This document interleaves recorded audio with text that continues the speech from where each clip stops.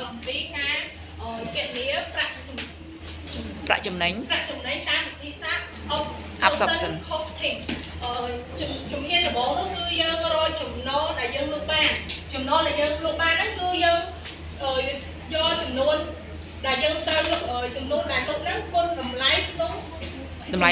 ឯកតាចំនួនដែលយើងត្រូវលក់ហ្នឹងគឺយើងគេឲ្យមកចំនួនដែលយើងត្រូវលក់ហ្នឹងគឺ 5000 ហើយចំនួនដែលលក់បានក្នុងមួយឯកតាហ្នឹងគឺតម្លៃលក់ហ្នឹងគឺ$20អញ្ចឹងទៅគាត់ទៅឃើញ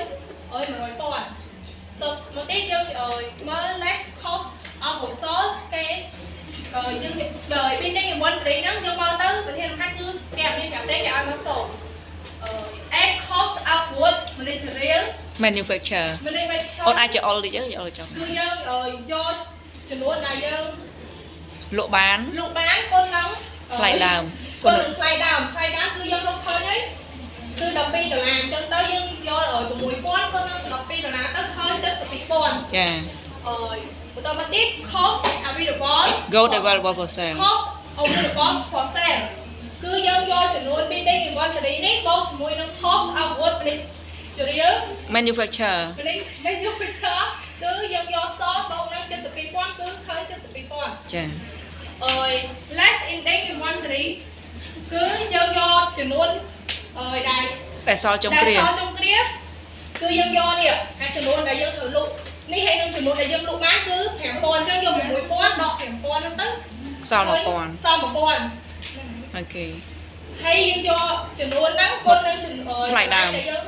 ត្រូវលក់ហ្នឹងគឺ12មិនថ្លៃលក់ឯងថ្លៃដើមគឺ$12អញ្ចឹងទៅយើងយក1000គុណនឹង12ទៅឃើញ$2000យ៉ាហើយ cost of goods sold នេះ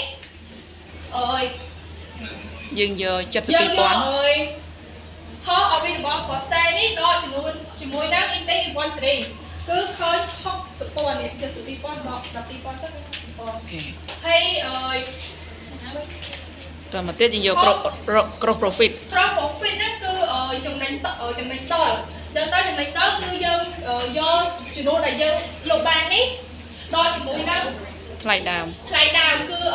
100,000ដកជាមួយនឹង$60,000ទៅគឺឃើញ$40,000 less operating expense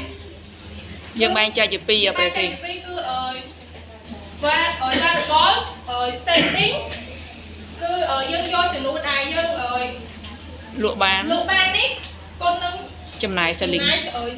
គុណចំណាយ selling ក្នុងឯកតាចំណាយ selling ក្នុងមួយឯកតាគឺគេឲ្យមកចំនួន$3អញ្ចឹងទៅគឺយើងយក5000គុណនឹង3ទៅវាឃើញ$15,000ហើយវិញ selling នេះគេប្រាប់មកនៅក្នុងប្រធានបទហ្នឹងគឺ$10,000ហើយដើម្បីរក total fixed cost ហ្នឹងគឺយើងយកvariable selling បូកជាមួយនឹង fixed selling គឺឃើញ$25,000ហើយនេះចំណេញដែលយើងទទួលបានចំណេញសុទ្ធណាគឺយើងយកចំណេញដុលនេះដកជាមួយនឹង total fixed cost ចឹងទៅឃើញ$15,000ចម្លើយបាន15នេះអរគុណ